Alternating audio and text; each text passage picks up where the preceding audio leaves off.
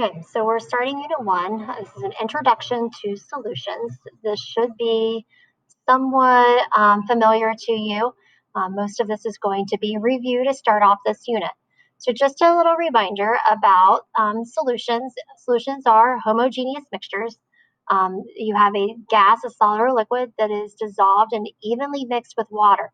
So I say no matter how you pour it, cut it, whatever you do with it, you would always get the same like ratio of particles in each sample that you were to cut out or pour out. Some examples of solutions include salt dissolved in water, so salt water.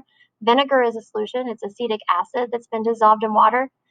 We've made copper sulfate solutions before. It's a blue crystal that you dissolve in distilled water. Some non-examples, and you guys could probably think of some other ones too. It might be good to maybe try to think of some other examples of solutions and non-examples to put in your notes as well. So some non-examples would include oil and water, muddy water, which is a heterogeneous mixture. It would be, it would settle on the bottom, or distilled water, because there's nothing actually dissolved in distilled water. It would be a pure substance. So there are two parts to a solution. We have the solute and then the solvent. Solutes are the part of the solution that's being dissolved. It's going to be present in the least amount in the solution.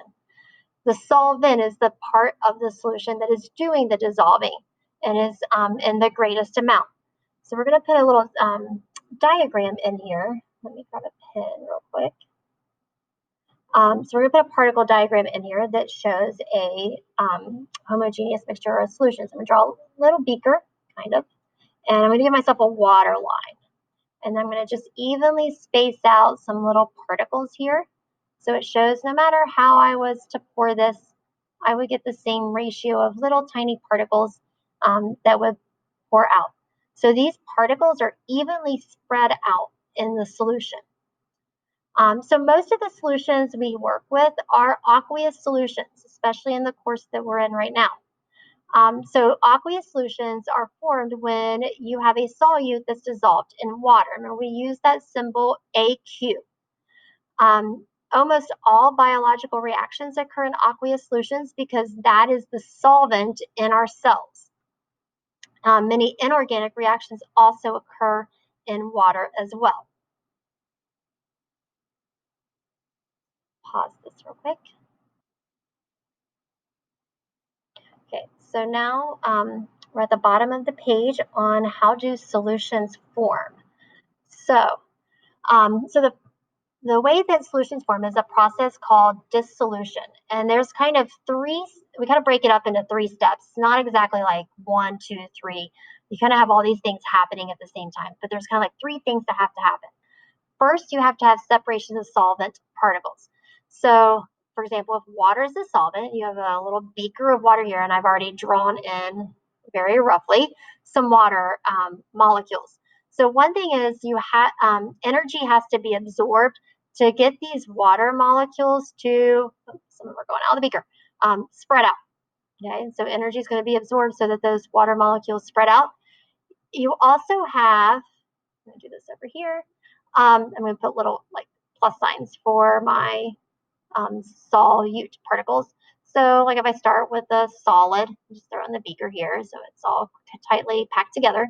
The energy is going to have to be absorbed to get those solute particles to spread out as well. Okay, and I may not have the same exact number, but you get the idea. So you have to have energy absorbed to separate the solvent and the solute. It's kind of all happening at the same time. And then you have interactions between the solute and the solvent. So with water being polar, water will dissolve solute particles if the attraction of the polar water molecules is strong enough, say for an ionic bond, the attraction between 2 ions in an ionic compound, it overcomes those attractions and they pull themselves apart. So water holds those 2 parts of the ion, holds them at an arm's distance, and the water molecules surround them. So you end up with, evenly mixed water and solute particles. Okay, so you have those interactions as well. So typically, so the separation of the solute and the solvent particles, that's an endothermic process. And then the interaction between the solute and the solvent is exo. So endo means energy has to be absorbed, okay? So maybe stirring, heating it up, that kind of thing. And then exo is energy being released. And that's why we get some solutions that get warmer as you dissolve dissolve a solute and a solvent, because the addition of these two endothermic plus this exothermic might actually give off heat, might be a total exothermic process. There are some solutions that when you dissolve them in water, or solutes when you dissolve them in water, the overall process is endothermic. So it's going to make it feel cooler. Okay. I'm going to pause this for just a second. Maybe. Okay, so at the bottom, let's talk about types of aqueous solutions. So there are actually two types of aqueous solutions, non-electrolyte and electrolyte, which I'm sure you have heard of electrolytes before.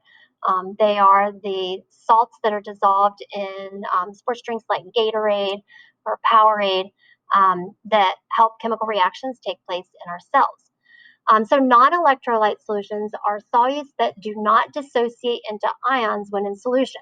For example, sugar does not actually ionize. Just the water particles will get in between the individual sugar particles and evenly space those out. So they will not conduct electricity because there are no ions for electricity to flow. Electrolyte solutions involve salts or molecules. So salts are ionic compounds that do ionize completely in solution. And these will conduct electricity because now you have positive and negative charges throughout the solution. So within electrolytes, we can classify them as either weak or strong.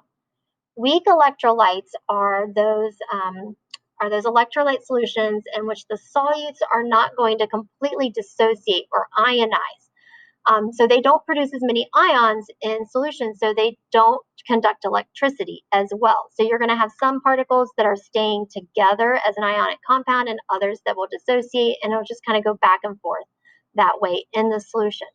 So if you were to check the electrical flow through the solution, it would be pretty weak. Electrolyte solutions that are strong, those solutes completely dissociate and produce ions in solution. So a great example of that would be salt. If you dissolve salt in water, that the sodium and chloride ions are the water molecules will easily interfere with that ionic bond and hold the sodium ions and chloride ions away from each other easily. A weak electrolyte is acetic acid. That one, the hydrogen and acetate ion don't easily dissociate in water. Keep in mind, not all compounds that are soluble in water are electrolytes. Remember, we just said that there are non-electrolyte and electrolyte solutions. So, for example, sugar is one of those that is a covalent compound. It does not ionize. It will dissolve in water, so it will form an aqueous solution, but it would not conduct electricity.